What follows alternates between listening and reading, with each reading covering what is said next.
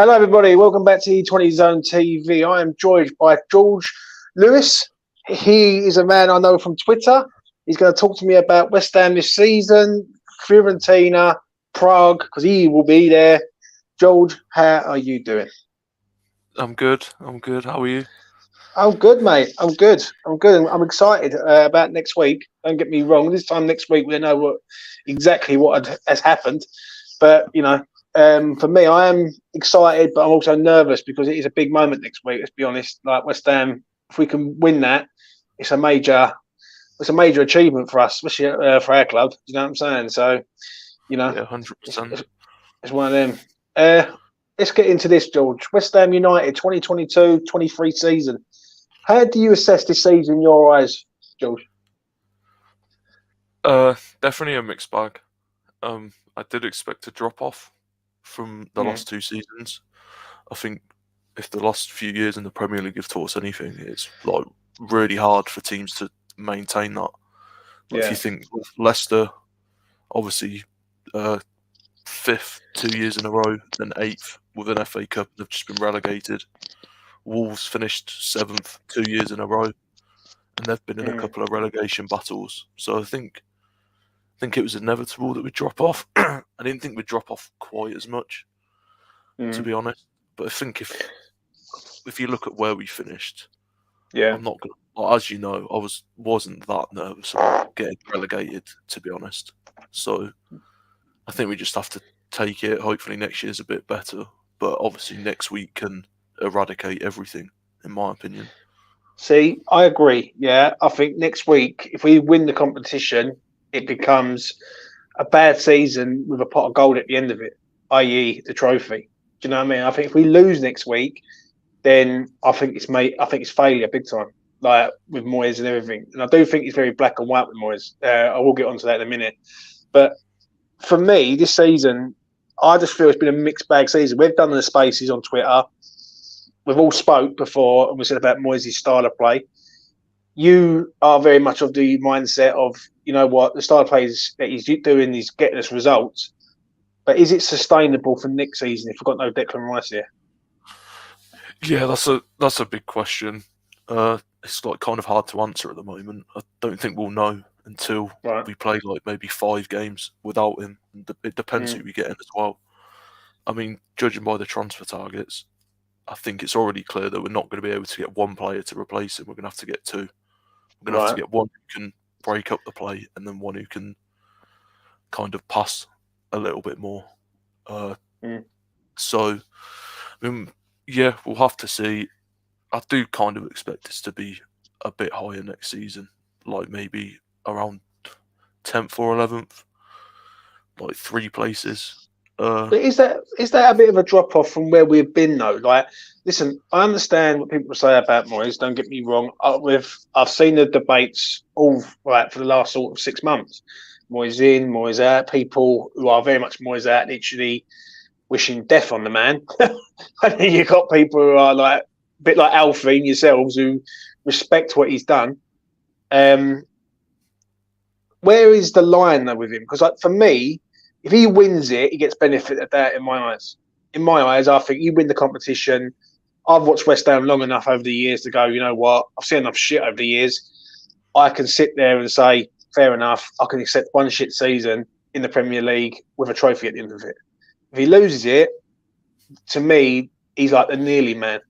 He's nearly got us there, but not quite got us over the line. Where do you see on that, George? Especially the fact it's in Europe and it's not a domestic competition, it's really hard because with the European ones, you can't ignore how hard it is to actually get in the competition in the first place. Yeah. Like, to be honest, if you look at it, finishing 7th in the Premier League is arguably harder than winning the thing when you're in it because of the standard of competition. So it's almost like the achievement itself was the finishing 7th, and this is like the crowning glory. For me, I'm a bit more ambivalent on Moyes. I think he's got 1 year left on his contract. Unless you can get someone, the person that they really want, who I don't know who that is, by the way. I've got no idea who the board would look at. Unless you can get that person in the summer, then it might be worth just riding the next year out. If he wins it, he stays, because if he wins the competition, he'd be the third manager to win us a trophy, unless you counted Redknapp with the Inter. So he would be in the same ilk as Greenwood and Lyle in my eyes. And nobody remembers where we finished in those seasons. True. You could ask him. We weren't even in the top tier in 1980. We were in the second tier. Yeah. So I've already forgotten where we finished in the Prem this season. I really don't care. Like anything with 8th and 17th to me there's no difference really. So yeah, I'd have taken 17th and a cup final at the start of the season, 100%. See, I agree. At the start of the season, I knew the drop off was coming from West Ham, because West Ham can't sustain 6th, 7th consistently. Even though some fans think we can't. With West Ham United, we just don't do that unless we have like a lot of money pumped into us. And I don't mean 200 million. I mean like about 700-800 million into us. Like maybe we could sustain that for a large period of time. If you look at Brighton, they finished 6th this year. Yeah. In 2 years, they will drop off in 2 or 3 years. I think they'll drop off next year. It's inevitable. Yeah. Like Newcastle are an exception because of the money, but like Villa as well, they will drop off. I think Brighton will drop off next year once they start losing a few of their players, and then they've got to play Thursday, Sunday football. I do agree with you on that.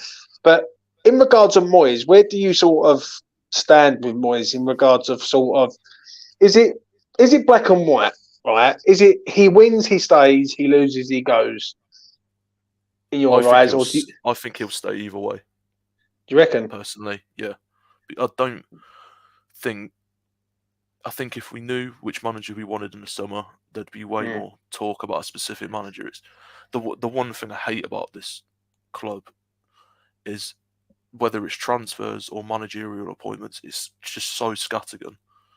It is. I agree with that. Like we've been linked with Fonseca at Lille, and then like Brendan Rodgers. There's no like through line between any of the targets. It's basically who's either available, as in they're not in a job, or B, gettable because they're in a job that's maybe not quite as good as what they could be with us. But there's no plan. There's no plan with who we're looking at. So for me, I think they're just going to give him another year. And that is true. Like what you're saying now. One thing, I've no one said that really on any of these pods I've done over the last sort of week.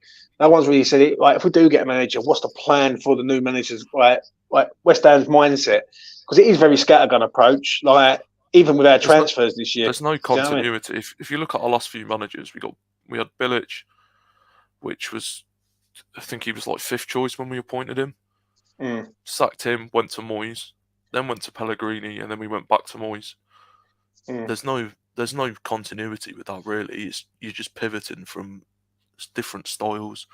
It is essentially who can we get, which is not really I think until the infrastructure changes, we're never going to be sustainably up there, because there's nothing sustainable about our club fundamentally.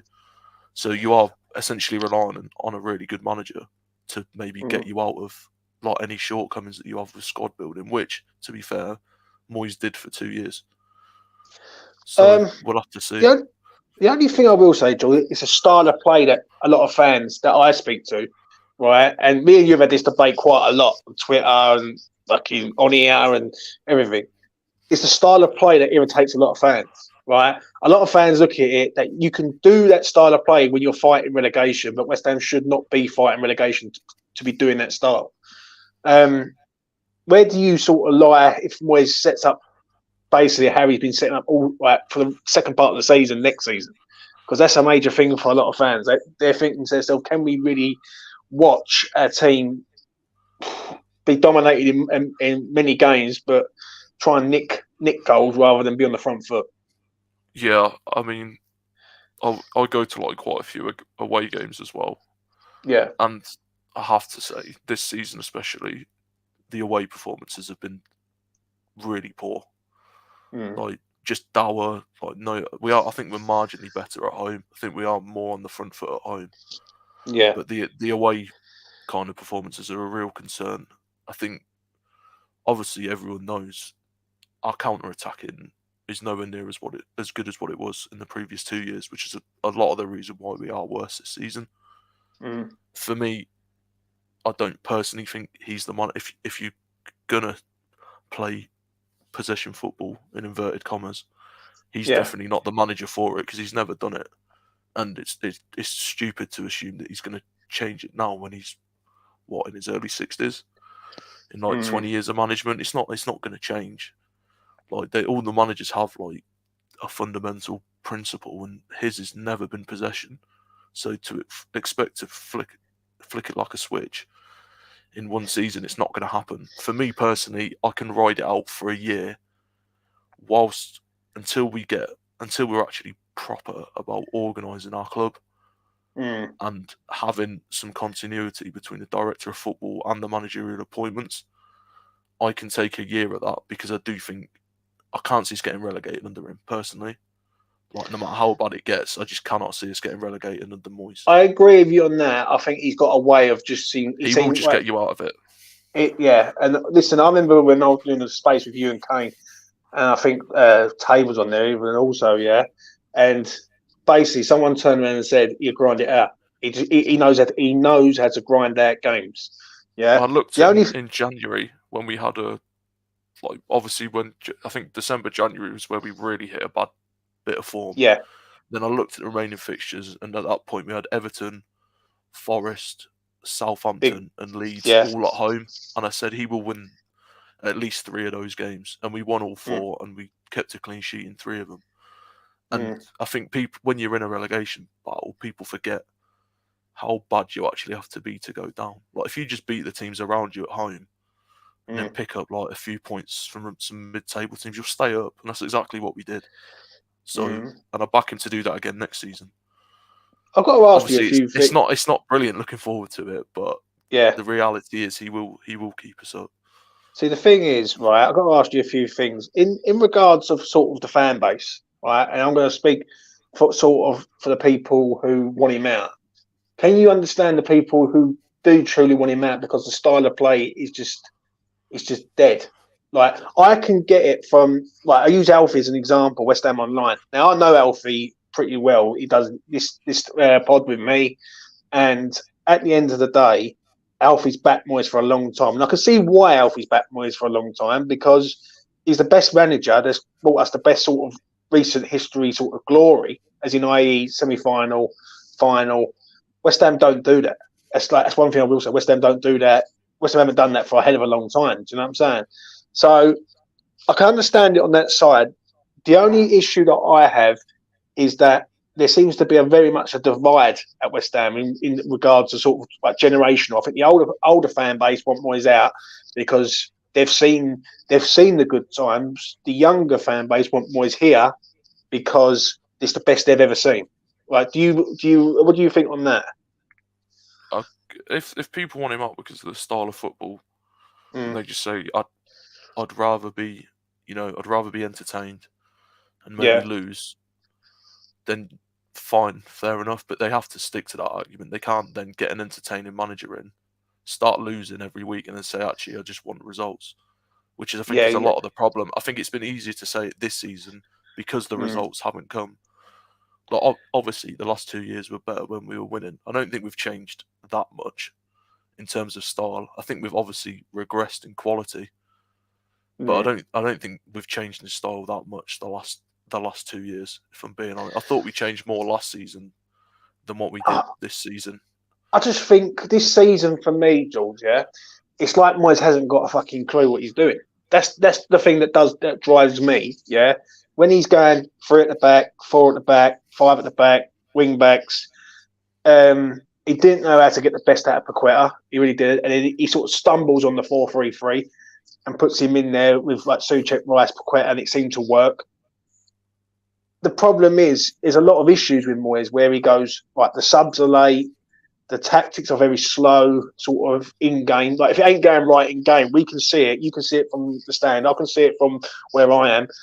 People can see it from around the well, but Moyes can't see it. Who's sort of 30 yards away. Do you know what I'm saying? So it's a bit of The thing with the Go on, mate. formations is, I think a major criticism of Moyes is that he hasn't been adaptable. Yeah. And then when he has changed formation, people have moaned that he's changed formation. So he's kind of stuck between a rock and a hard place because people say he doesn't change things. And then when he does change things, people moan. I mean, yeah, I said in the summer, if we're going to play 5 at the back, we need better wing backs. Yeah. Fact of the matter is, we don't have good wing backs on either side. So that formation's a non-starter for me because we do not have good enough players in those positions to play that system. But with Yeah. Paqueta, I don't know if we've changed that much with Paqueta. I think he's literally just adapting to the league. Like, he's not really playing a different position because he started as a 10, then we moved him a bit deeper, and now to me he's still kind of playing as a 10. Like, I still think he's the furthest forward whenever I watch us. I think he is just simply playing better. Maybe he's adapted, maybe we've done some in training, maybe he's bulked up a little bit. So I don't know if we've stumbled upon something per se. I think he's just grown into the role, grown into the team. And he's got a little bit more end product now than what he did at the start of the season. Yeah. Yeah, But I hear you, yeah, mate. I don't think we've changed loads throughout the season, to be honest. Right, a few things before I move on. All right, first off, who's been your sort of shining light this year, player-wise, and who's been sort of your disappointment? Well, Rice is player of the year. Yeah. By a mile. Like, nobody else comes close. I think the main problem we've had this season is, whereas before, obviously a lot of players have played well at the same time. I think this year Rice has played well throughout the whole season, and then everybody else has played well at different times. Great. So I think before the World Cup, I thought Bowen was really poor, but then I thought he had a 3-month spell after the World Cup where I thought he was very good. Yeah. Benram had a good spell before the World Cup, but I don't think him and Bowen have played well at the same time. Don't think Antonio's played well at the same time as the other players either. I think Aguerd's started well when he came into the team, but since then he's been very inconsistent. I think Zuma's been pretty solid throughout the whole season when he's played. And I'd say Cresswell, actually. He had a little spell after the World Cup where he was a bit dodgy, but he's mostly been pretty good as well. But yeah, Rice by a mile. Like, nobody comes close. Who's disappointed you this season? It's a bit harsh because he's been injured, but I've been massively disappointed with Cornet. Yeah, I agree. He can't stay on side. He's an attacker and he can't stay on side. It's a basic thing. Like, I don't care if you've been injured. It's pretty easy to stay on side, especially given the rare minutes he's got. Yeah. I think Fornals up until recently. Obviously, has been a major part, and just hasn't really played. And to be fair, as much as I wanted him in the team, when he did come in, he didn't really do enough. And I think the one that everyone's been saying is Ben Johnson. I thought Ben Johnson actually started the season well. The first couple of months. I since Christmas. I remember the first game, George. Like, he got chucked in against Manchester City as a centre half. Centre back. Yeah, I don't really like him as a centre back. If you're going to play him as a centre back, it has to be in a 3. Yeah. But I remember him playing some of the early Conference League games at right back, and he played quite well. But I think since Christmas, he's not been great. Yeah. But yeah, I would probably say Cornet. I thought he'd do really well in this system. And obviously the injury's a massive thing, but when he's come on, he's just done nothing. He's missed like 4 sitters this season as well. Yeah. Yeah. Listen, he's the one I've said. Yeah, he's the one I said yesterday. I said it to a few people when I was doing this series. I said Cornet's the one that's done me a little bit, big time, because you can get injured, you can come back, but even when he's come back, he just doesn't look right. He looks a shadow of the player he was at Burnley. But I think we're going to know more about Cornet next season. For me, like, I think this season, is done.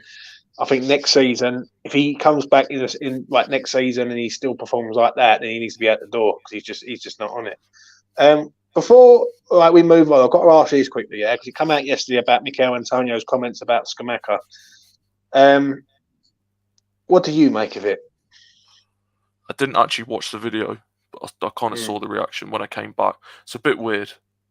Like, it's not ideal. I don't think what he says is necessarily wrong. It ain't With wrong. Skamaka. I agree Yeah, with you on that. It ain't I wrong, but don't. he shouldn't be I think saying it, should he? no, especially with Mm. what's coming up. Like, Yeah, yeah, there's been a few with Antonio this season as well. Like, there's been a couple of things on podcasts, which yeah. I'm never too bothered about them personally. I'm not really bothered by like what players say and stuff, but you just think like there's a greater good here. I know Skamaka's not going to be involved in that final, but Mm. I just think, yeah, it's just a bit weird, to be honest. So, Who's he having a dig at though, Jules? Like, because one thing when I look at it, right, and I've watched it a few times, yeah, just to sort of analyse it, is he having a dig at Skamaka or is he having a dig at Moyes? Because it seems like to me he's more aimed at Moyes than it is Skamaka. Because, like, you know I what I'm think saying? from the quote, I think he's probably saying it and not thinking he's having a dig at anyone. Probably, Like, yeah. I don't think Antonio's. I don't think any of them are really like that, to be honest. Like, Yeah. I do think for whatever people say about our squad, I do think like they clearly get along, and I think they get along with the manager. Despite what Mm. some people were saying in January, I think the Alkmaar celebrations prove that they clearly get along with Moyes. So Yeah. I don't think he's come out and think, oh yeah, I'm going to throw Skamaka or Moyes under the bus. I think it's just a bit of a stupid thing to say, and he probably hasn't conveyed it brilliantly. But it Mm. doesn't look great on either of them. But I think the stuff he said is like quite. I think everybody knows it. You're just surprised that a player would come out and say it. But I don't think what he Especially, said is breaking news. it ain't breaking news. I agree with you on that I one. think we know with Moyes what he likes in a striker, and I think even Skamaka's biggest fans know there's a lot of Yeah. things Skamaka could have done better this season. So Yeah. it doesn't look great on either of them, but I don't think it's that deep. It ain't that deep. I agree, right? But one thing I will say is that why is it coming out so soon? Antonio should know better as an experienced player at West Ham that like he shouldn't be saying that. You know what I mean? Surely, like any Premier League player must have media training and to say that like you watch what you say basically. He just says it like, straight.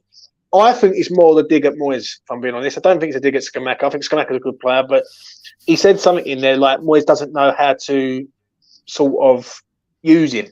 And I remember something coming out in sort of January, February time where you hear little things and you think that can't be true.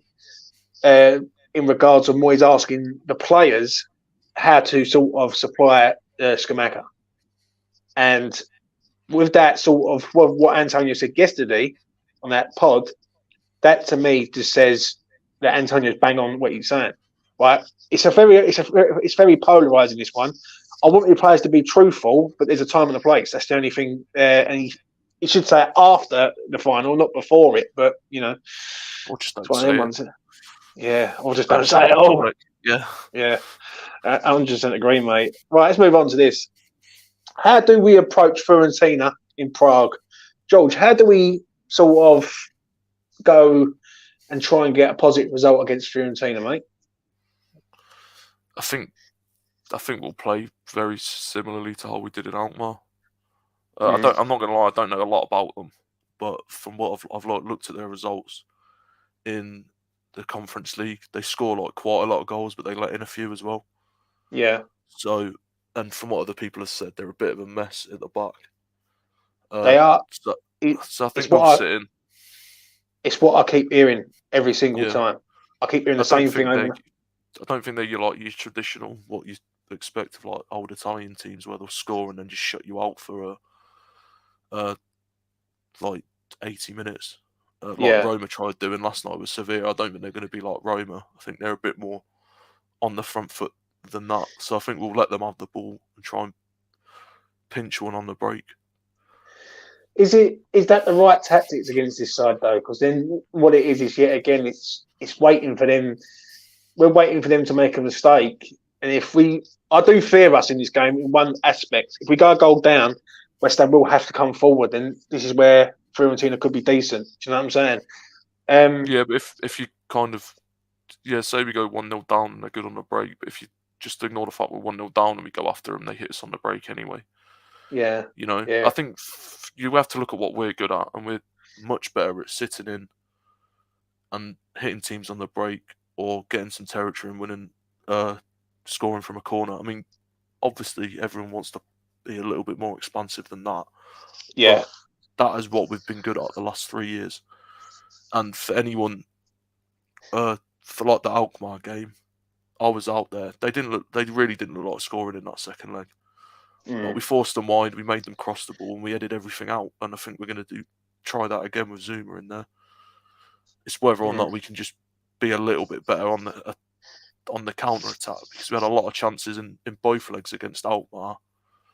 And yeah, the Fort Niles one's kind of a counter attack, but I think that's more just a great individual goal than an actual kind of counter attack. So hopefully we can sharpen that up and hit them on the break. But we're definitely going to have less of the ball.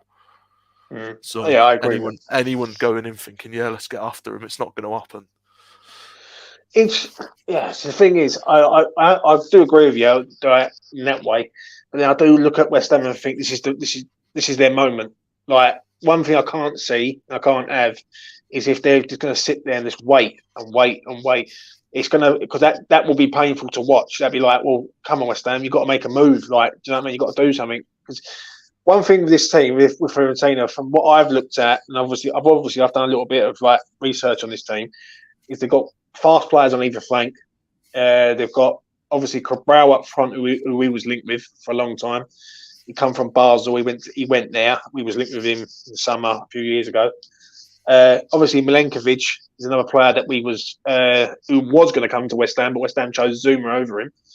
So there's a few players, and obviously Arabat against Declan Rice is going to be massive. Like, that's the one. That's the battle, like, of all battles, really. Whoever wins that battle wins the game, in my opinion. Because I think both players have quality, in my opinion. So it's going to be interesting to see how we do approach it. Right, let's move on to this. George, give us your starting 11 of how you see it going in your eyes. I think he'll go Areola in goal. I'll get to whether I think that's the right decision. Or do you want me to do it now? Can do, mate. I think if we were going to play Areola, which I think he will, we should have played him against Leicester. Agree, 100%. And I'm kind of okay with him. I don't think there's a massive difference between the two goalkeepers. The only thing I would say is if it goes to a penalty shootout, he has to bring Fabianski on. Totally agree with you, mate. 100%. If he doesn't, like, I think if we lose on a penalty shootout, you hold your hands up and say it's a lottery. But if we lose it and he doesn't bring Fabianski on, then I will actually be angry, because you've got a guy who saves so many penalties versus one who he hasn't got a good penalty saving record, and he's done 2 penalty shootouts with us, and he hasn't actually. I know we won one of them, but he didn't actually save the penalty. Yeah, Foden put it wide. Yeah, and then the Blackburn one, I think it was 10 penalties, and he dived the wrong way 9 times. Yeah, he didn't look close to saving them. So I think the only outcome I will actually be angry at in that game is if we lose a penalty shootout with Areola in goal. If we lose it with Fabianski in goal, you go, fair enough. But it's worth the risk, because we've got clear proof that he's basically one of the best penalty savers in Premier League history. So he's a good penalty stopper, I must admit. He's that good at it. So it's imperative that, I mean, we're going to have the sub available as well, because I think we'd be allowed 6 subs, because I think you're allowed 5 anyway, then plus 1 for extra time. We're not going to be making 5 subs, barring just everybody getting injured. So that sub will be available. Unfortunately, I don't think he's going to do it. I just can't see him doing it. Yeah, if he don't do that, then I'm in the same camp as you. I'll be fuming. So would I, mate. It's literally it's exactly what I've been saying over the last few days that I've been doing this.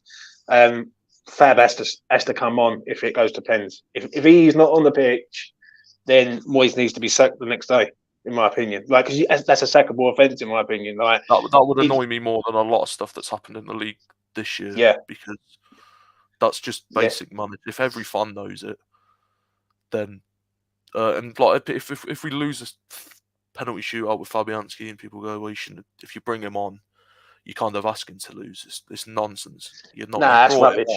Yeah, when the difference in quality in terms of saving penalties is so vast between the 2 goalkeepers, then it is worth the risk. Like for me, I'd consider even just starting him in the game. So then you just remove the like potential to not bring him on. But I don't think he will. I think Areola will start. I think Areola should start. Don't get me wrong, like that. But as long as Fab enters the field of play, if it goes to pens, I'll be happy with that. Yeah. Left back for you. Cresswell, 100%. Yeah, I thought you would say that. I'll make that short and sweet. There's no chance of putting Emerson in. Zuma and Aguerd for you. Is that your centre half pairing? Definitely Zuma. Yeah. I think Aguerd will play and I'd maybe opt for him. But if he put Kehrer in, fair enough. Because Aguerd, he's a good player, but I do think he's weak in the air. He is weak in the air, I'll give you that. Very weak in the air, which is surprising for a Moyes centre-back. But I think Aguerd or Kehrer, left centre-back, I'm not really bothered which one. Right back. I'd go Soufal. Now, I'm like a toss of a coin on this one. I look at it that it's a toss-up between Kehrer or Soufal. And there is no... you got Kehrer who's in form, and you got Soufal where it's sentimental. Right? If this game was being played in Bulgaria or Romania, would you still go with Vladimir Soufal? I don't think I would. The stadium doesn't really bother me, to be honest. Yeah. I don't think he's got that much of an advantage playing there. Nah. I don't really think it makes any difference. I just think he's generally a better right back. Yeah. Kehrer. So you go Soufal. In a final as well. I mean, Kehrer's been pretty good lately, but even in that semi-final, he nearly stopped winning his own net, and he played well in that game. So Kehrer is he's been good, but he is the player that can single-handedly cost you a final. Yeah. So I think for me, I just feel a bit more comfortable with Soufal on the pitch. Yeah, I hear you, mate.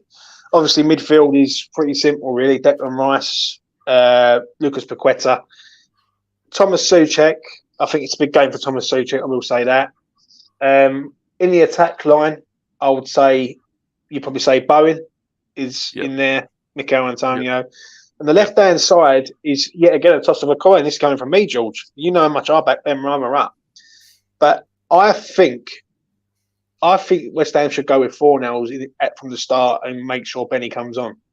In my opinion, I look at it like if you're 70 minutes in and the game's level, you bring Ben Rama on, you can either win it in 90 or you've got a guaranteed penalty taker on the pitch for penalties.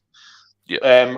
I think starting him basically takes him out of the equation if it goes to a penalty shootout. And I'll be honest with you, one thing with West Ham, we have one penalty shootout, but when I look at that team right now, how many of them would you say are good penalty takers?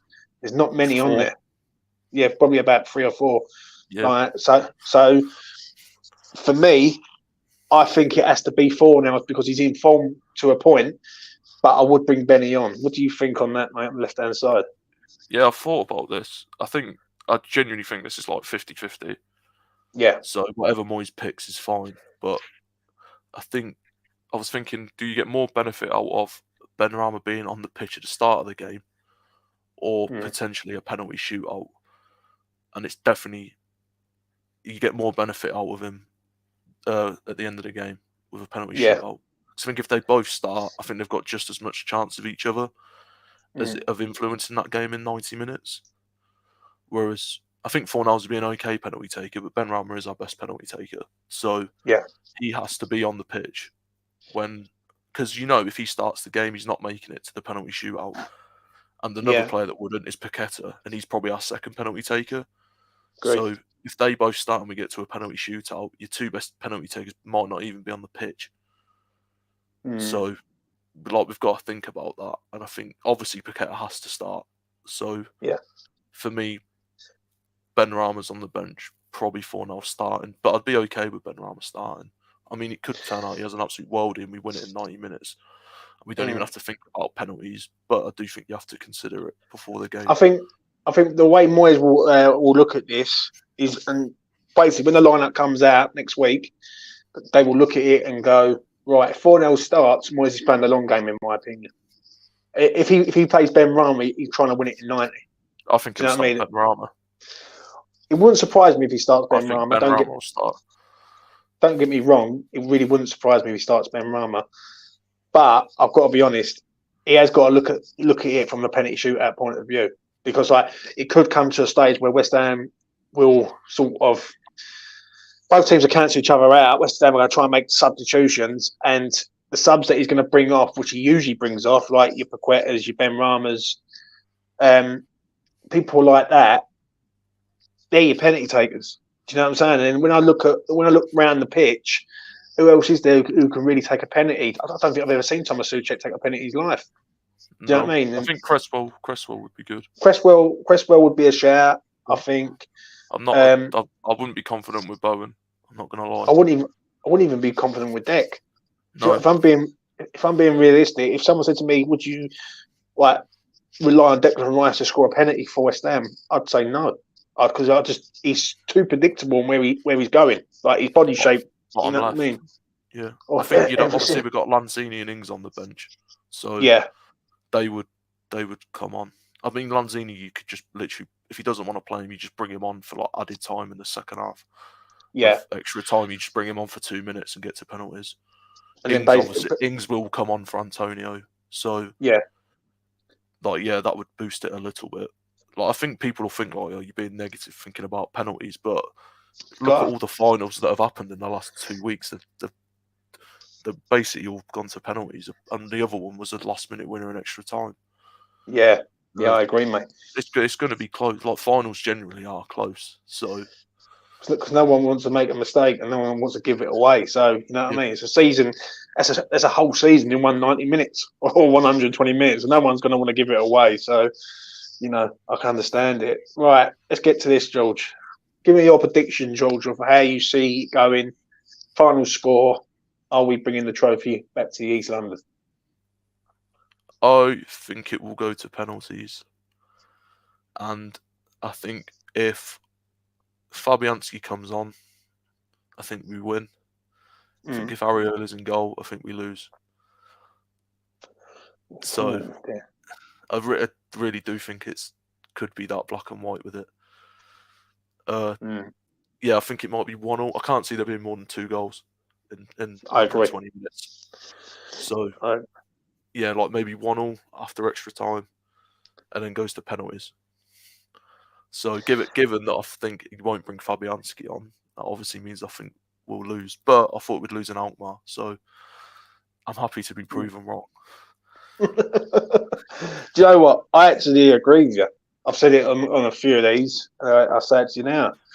I think both teams will cancel each other out, and I think it goes to pens. I really do. I think West Ham will do it on pens. I do agree with you on the Fabianski one. I really do. Like the Fabianski one is major. If he sits there and he goes with Areola and he does not bring Fabianski on, then I think like Moyes should be out the door on the 8th. Do you know what I'm saying? Literally, he should be. And I think also his starting 11's got to be peach perfect for me. It really has. Like, because however way he's approaching this game, he has got to think like this game's going to be tight. I don't think this game's going to be open. Like, if there's 3 goals in this game, I'll be stunned. You know what I mean? Yeah. I think it even might not even be any goals in this game. Both teams could cancel each other. 0-0. Yeah. Nor would I. Like, so I look at us and I know what we can do. Well, Fiorentina are a good attacking side. So it's like a lot of people are saying in the chat there 1-0, and it wouldn't surprise me if it was an odd 1 goal in it. But I don't know. I just feel I've always said this for the last few weeks. Ever since we got to the final, I turned around and said to a few of my mates, I said it's going to go to penalties tonight. I just believe it's going to go there, and I think just both teams will cancel each other out. And, you've got to remember as well everything that we've said about us in regards to not winning the trophy. Like it's applicable to them as well. I don't think they've won a trophy since about 2000. They just lost the final. Yeah. So like they'll be cagey. It won't be a pretty watch. Like I'll be excited going out there before the game, but as soon as I get in that stadium, I'll be a nervous wreck, to be honest. So I don't think anyone's going to enjoy it. Nah. Until the end, hopefully. So you're looking forward to going there. Obviously, you're going to be. Well, you actually go. You got a ticket for the final. Yeah, I got a ticket. Yeah, so Good man. Good man. No, well, let's hope we make history, mate. I really do. Like that's what it's about. I want to see us win something, and we are 90 minutes away from doing that. George, thank you very much for coming on, mate. I really do appreciate it, as always. no worries. Thank you for having me. No worries at all, mate. Go and follow George on Twitter. Decent man. Talks a lot of sense about West Ham. Done a few Twitter spaces with him. We've agreed, we've disagreed, but it's all good. Let's just hope on the 7th we are celebrating. That's one thing I will say, because tell you what, I've seen West Ham over the years, and probably George can probably relate to this, be shit, and I can accept a shit season with a trophy at the end of it. I really can. And what does me, and I've seen this before, is people say about, I would accept relegation if West Ham won a trophy. West Ham had a shit season. I want to see us win a trophy. Do you know what I'm saying? So, do you know what I mean? Let's just all concentrate on the 7th, and we'll be fine, hopefully, in Prague. I'll be back tonight, 6 o'clock. I've got Fraser coming on, a young fan. He's got a flag, a Dagenham and West Ham flag. He goes all the games over all around the world with his old man. Now, his old man's an old school friend of mine. I've known him for a long time, so I'm going to have his son on tonight at 6 o'clock. 7 o'clock, Gio's coming on from Hammer's Chat. That's going to be good. And then tonight at 10 o'clock, right, E20's own TV crew is here. Me, Mitchell, Clive, WestHamOnline. So get your popcorn ready for that. You know what I'm saying? But listen, take care of yourselves, and I will be back later on tonight. All the best. Peace. There it is. I've never found a love like this.